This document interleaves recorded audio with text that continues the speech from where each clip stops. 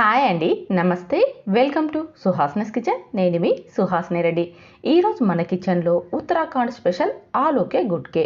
ఈ పేరు కొత్తగా ఉంది కదా? అవునండి, డిష్ కూడా చాలా కొత్తగా ఉంది. టేస్ట్ మాత్రం చాలా అంటే చాలా బాగుందండి. రైస్లోకైనా, రోటీలోకైనా, సైడ్ డిష్కైనా చాలా అంటే చాలా బాగుంది. మనం రెగ్యులర్గా చేసుకునే ఆలూ ఫ్రైకి డిఫరెంట్ టేస్ట్తో చాలా బాగుంది. తప్పకుండా ట్రై చేసి టేస్ట్ చేయండి. మీకు ఈ రెసిపీ నచ్చి తీరుతుంది. ఇందుకోసం ముందుగా ఆలూని ఉడికించి తొక్క తీసి పెట్టుకోవాలి. ఇక్కడ మీకు నేను 1/2 kg ఆలూకి చూపిస్తున్నాను. దానిని బట్టి మీరు మసాలాని వేసుకోండి. ఆలూని తొక్క తీసి ముక్కలుగా కట్ చేసుకోవాలి. ఆలు ముక్కలు అనేది కాస్త పెద్దగా ఉండాలి. మరి చిన్న చిన్న ముక్కల్లాగా కాకుండా వీడియోలో చూపించిన విధంగా పెద్దగా ఉండేలాగా కట్ చేసుకోవాలి.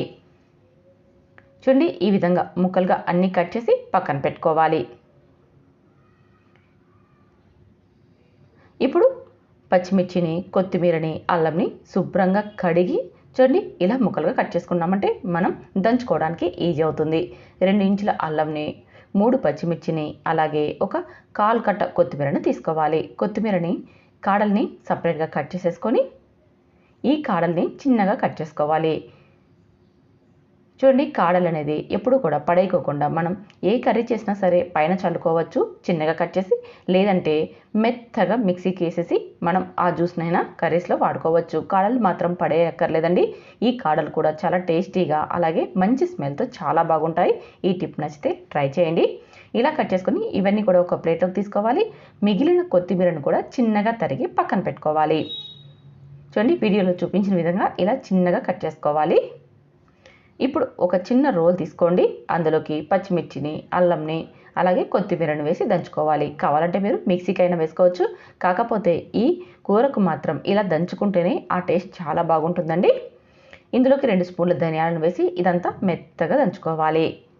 చూడండి, ఈ విధంగా మెత్తగా అయిపోయాక ఇప్పుడు ఇందులోకి ఒక 1/2 టీ స్పూన్ కారం పొడి, 1/2 teaspoon garam masala, 1/2 teaspoon వేయించి పొడి చేసుకున్న జీలకర్ర పొడి, అలాగే 1/4 టీ స్పూన్ పసుపును వేసుకొని మరొకసారి ఇదంతా మెత్తగా దంచుకోవాలి. ఈ మసాలా అంతా కూడా కలిసిపోయేలాగా దంచుకొని ఇప్పుడు ఒక టీ గ్లాస్కి సగం దాకా వాటర్ని వేసుకోవాలి. అంతా కలిసేలాగా నూరి పక్కకు తీసి పెట్టుకోవాలి. రీసెంట్గా మా ఫ్రెండ్ వాళ్ళ ఇంటికి వెళ్ళినప్పుడు తను చేసి చూపించింది. ఎంత టేస్టీగా ఉందంటే నేను వెంటనే ఇంటికి వచ్చిన తర్వాత ట్రై చేశాను. చాలా అంటే చాలా బాగా వచ్చిందండి. తర్వాత మీకు కూడా ఈ రెసిపీని చూపిస్తున్నాను. చాలా ఈజీగా ప్రిపేర్ చేసుకోవచ్చు అండి. టేస్ట్ మాత్రం సూపర్గా ఉంటుంది. తప్పకుండా ట్రై చేసి టేస్ట్ చేయండి. ఇప్పుడు ఇలా దంచి పక్కన పెట్టుకోవాలి. ఇప్పుడు స్టవ్ మీద ఒక పెనం పెట్టి కొద్దిగా ఆయిల్ ఎక్కువగానే పడుతుందండి.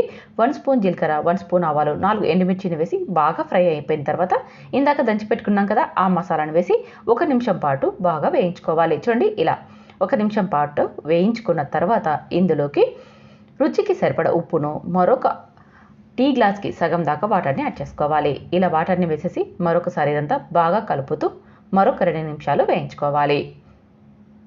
ఇలా లో ఫ్లేమ్లో వేయించుకున్నాక చూడండి, ఆయిల్ అనేది మనకి సపరేట్ అయిపోయింది కదా. ఇలా 2 నిమిషాలకి మనకి ఆయిల్ అనేది సపరేట్ అయిపోతుంది. చూస్తున్నారుగా, మసాలా అంతా కూడా వేగిపోయింది. ఇప్పుడు ఒకసారి ఉప్పు చెక్ చేసేసుకొని ఉప్పు సరిపడా అయింది అని అనిపిస్తే మనం ఇందాక కట్ చేసి పెట్టుకున్నాం కదా ఆలు ముక్కల్ని ఇందులోకి వేసేసుకొని చిన్న మంట మీద బాగా కలుపుతూ ఫ్రై చేసుకోవాలి. ఇలా ఆలు ముక్కలకంతా మసాలా అంటేటట్టుగా చిన్నగా కదుపుతూ బాగా ఫ్రై చేసుకోవాలి. దాదాపు 5 నిమిషాల పాటు ఫ్రై చేసుకోవాలి. అప్పుడే ఈ ఆలు ముక్కలకి ఈ మసాలా అంతే టేస్టీగా వస్తుందన్నమాట. తర్వాత ఇందులోకి పైన కాస్త కొత్తిమీరను చల్లేసుకొని ఇదంతా కలిసిలా కలుపుకొని సర్వ్ చేసుకోవడమే. చాలా ఈజీగా ప్రిపేర్ చేసుకోవచ్చు కదా. చూసారా ఎంత ఈజీగా ప్రిపేర్ చేసుకోవచ్చో. టేస్ట్ మాత్రం చాలా బాగుందండి. తప్పకుండా మీరు ఈ రెసిపీని ట్రై చేస్తారని అనుకుంటున్నాను. ట్రై చేసి టేస్ట్ చేసి మీకు ఎలా వచ్చిందో కామెంట్ చేయండి. నచ్చితే లైక్ చేయండి, షేర్ చేయండి. ఇలాంటి టేస్టీ వంటకాల కోసం సుహాస్నస్ కిచెన్ని సబ్స్క్రైబ్ చేసుకోండి. Thank you for watching.